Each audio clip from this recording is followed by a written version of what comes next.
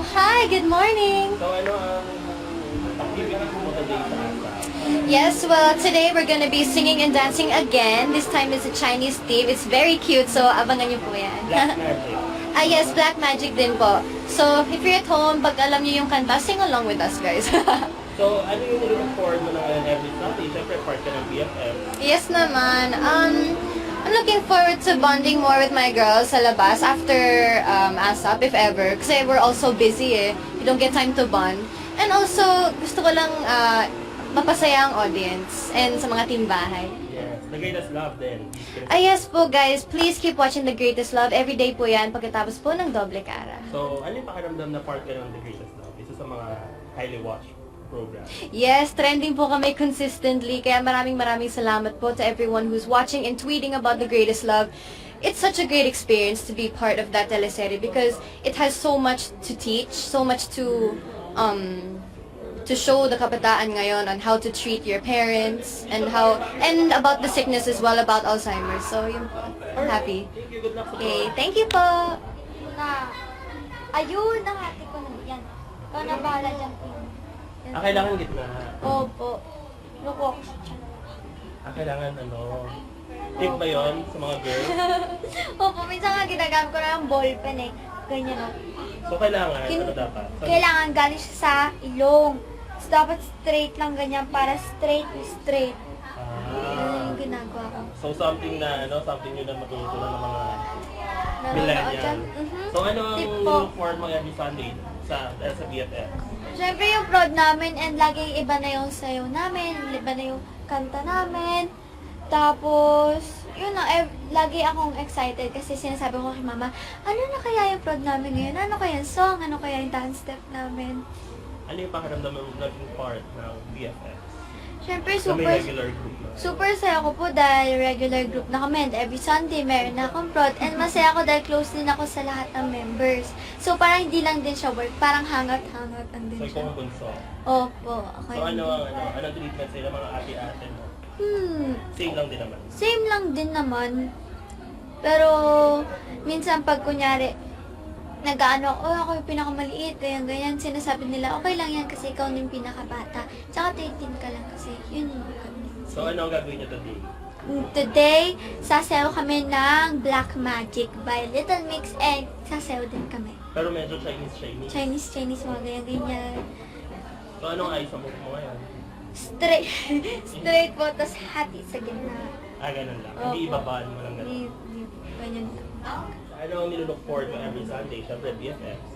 Yes, BFFs yung mga special prod namin para sa kanila. Yun yung Gano'n ka excited every Sunday na may grupo na kayo kayo? sobrang excited kasi every Sunday iba-iba yung pinapakita namin sa mga taong. Kagaya nito ngayon, Chinese New Year. Ano kayang gagawin namin ngayong Chinese New Year? So binigyan niyo daw ng Chinese twist yung Black Magic. Opo.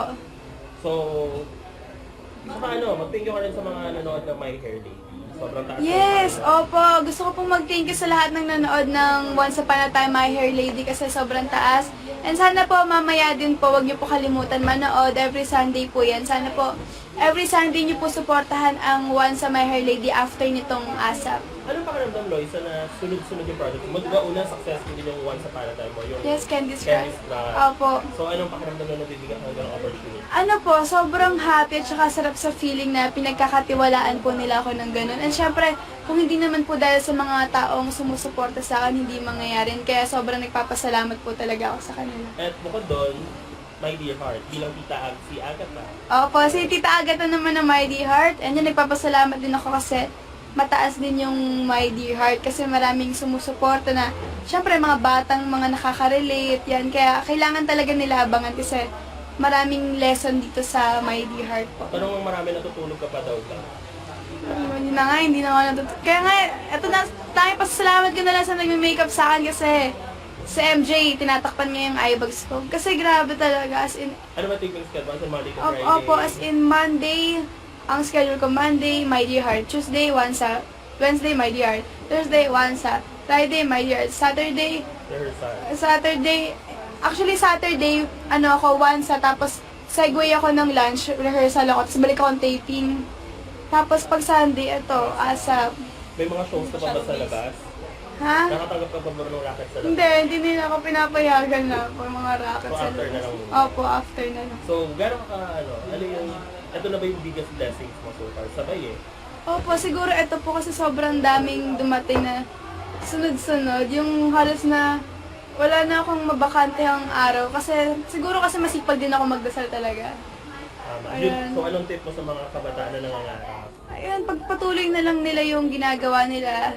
And syempre, mag-dream sila ng malaki at wag nila kalimutan mag-pray kasi si God talaga yung magiging gagawa ng posible sa pangarap natin.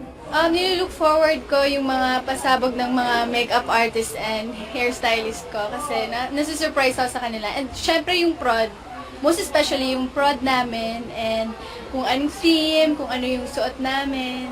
So, ngayon, obviously, Ngayon, parang Chinese kami because of Chinese New Year. So, ano ang pinapasalamat mo na part ng BFF? Sobrang tuwa po ako kasi dati pinapangarap ko talaga na ma-regular sa ASAP and now nangyari na siya and not just that, nakabilang ako sa girl group na BFFs. Gusto kong pasalamat kasi pinagkatiwalaan ako ng mga ng management because mahirap din kasi yung sing and dance and nakitaan nila ako ng ang tawag nun? Yes, potential, yeah. Yun. So, anong sabi mo sa daddy mo? Pinalita mo sa kanya? Nalaman naman siya kasi may papanoorin na naman siya sa TV. So, gano'n daw siya ka-proud ng family niya? Di ko alam eh kasi last phone call namin medyo matagal na kasi hindi kami nagtatawagan talaga. Siguro message, text lang, ganun. Pero I'm sure na happy siya. Heard mo every prod nyo sa ASAP BFF. Siguro, girl power and iba't ibang parang yung accents, hindi, yung ibang bansang style, di ba? Chinese na. And then last time it was, ano ba dati? Ano ba last time? We were princesses, o di ba? Iba-iba. Iba-ibang styles, iba-ibang dances, iba-ibang aura, and then ayun. So, ngayon, since Chinese New Year, ano bang Chinese zodiac mo? Zodiac. Di ba, Year of the ano ka? Rooster, no? Year of the Rooster ngayon, pero Ano, year of the ano ka ba? Year of the Horse! Okay. Nagbasa ka na ba ng forecast? No. Wala pa. Alam ko lang, hello po, hey guys, this is Mr. M! No, okay. Water horse yata? Water horse? Okay. Yung ko dyan, hindi ko nga alam eh. Pero water horse. Pero naniniwala ka sa mga swerte-swerte. Yeah. Ano, may mga pampaswerte ka bang ginagawa? Wala naman. So, saan ka mas sinawala? Swerte o sa hard work? Parang mixture of both. Okay. Yeah. Kasi, Kasi, wala lang. kailangan may hard work. Yeah, kailangan may hard work. Di ba may sinasabi ni Kevin Durant yata, he was like, hard work beats talent when talent doesn't work hard. Ayun. Ang ganda nun. Di ba? So, yun yung ginagawa mo. Yes po. Okay. Thank you. Good luck sa pro.